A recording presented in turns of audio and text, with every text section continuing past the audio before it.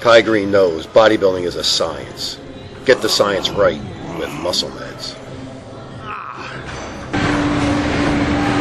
This is my life, but this is also me living it. You tune in, and what you should walk away from, what I would want you most to walk away with, is the idea of, well, what can I do? What am I doing with my life? Am I living it, or am I just, going to some humdrum job that I don't really want to be at?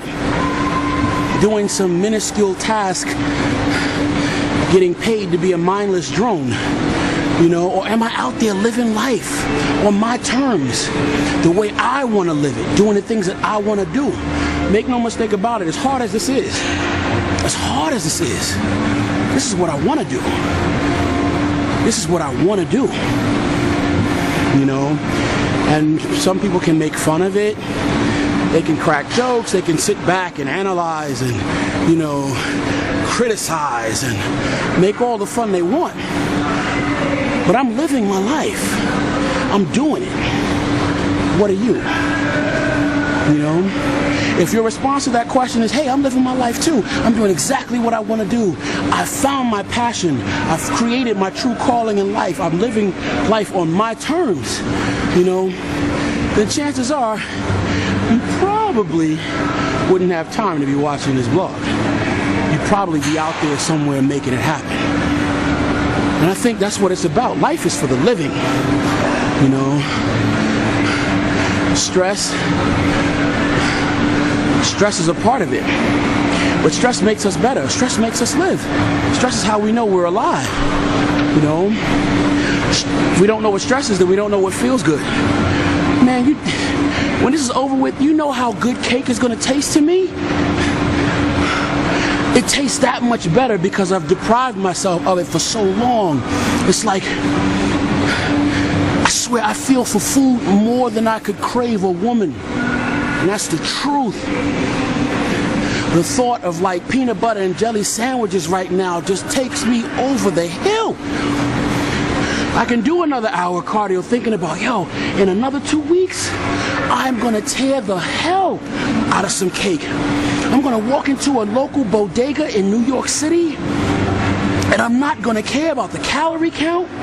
I'm not gonna care about how many grams of carbs are in it, how much fat, how much sugar. I'm just gonna pick it up and eat the shit and feel good about it. And I'm gonna keep doing it. That thought, and it may seem like something so little, it doesn't even make sense to a lot of people, but that thought in itself just turns me on. It makes me want to go home and create. It makes me want to think about sitting down and painting, being fat for a little while and not really caring, being so creative because I've paid the price. I've worked hard, I've done a good job. I went after what I was going after. I did what I wanted to do, and I was successful at it. So I've earned the right to do this. That feels good to me. That makes me almost want to cry in joy. I think about sitting down and eating a cheeseburger, and oh my God, passing out in the gym and all that stuff. I know some people may think that doesn't make sense. I would never do that. But I tell you what, the first time I eat some cake,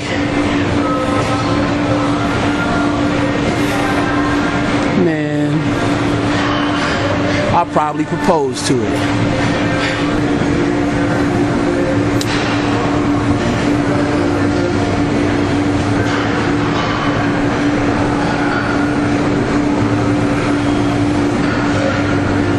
There's a kind of mentorship that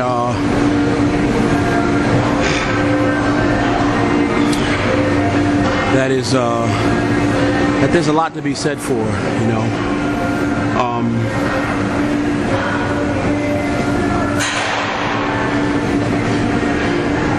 A lot of times we see an athlete at the top of his game, and it's easier to just see them. And a lot of times, the other things that they represent can be very easily lost,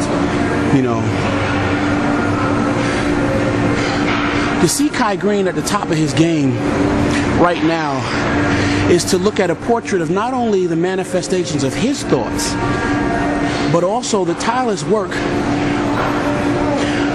of countless other people behind the scenes. You see me now on this camera, but who you don't see is Bill Comstock's tired ass arms holding the camera up in my face. You know,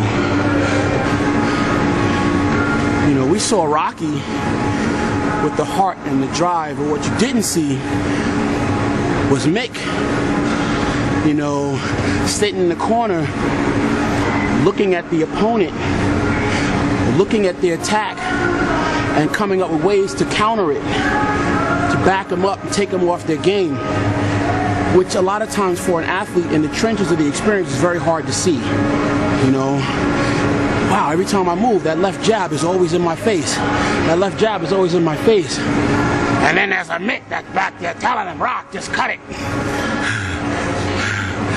Yeah, if you take 2 steps to the left just before you advance, you'll find that that left jab will miss you. And now you can counter with that right, and it'll land every time, because I noticed that the opponent, he's not expecting that.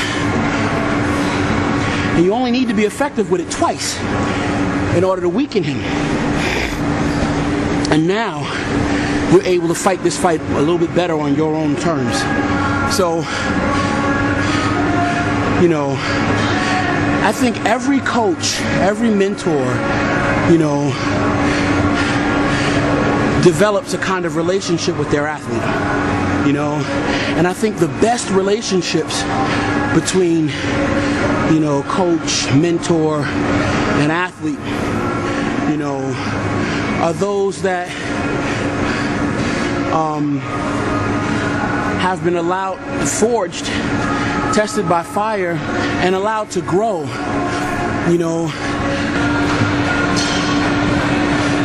I think in order for the bodybuilding champions of tomorrow to become of stronger quality, they have to be developed and grown, and not just left to their own accord.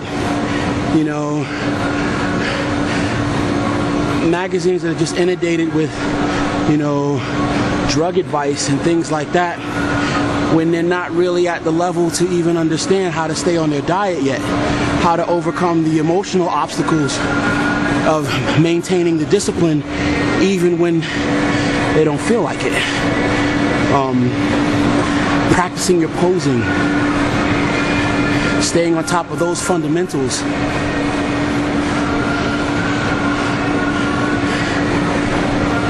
To answer the question, I'm just talking about how important it is to grow champion athletes.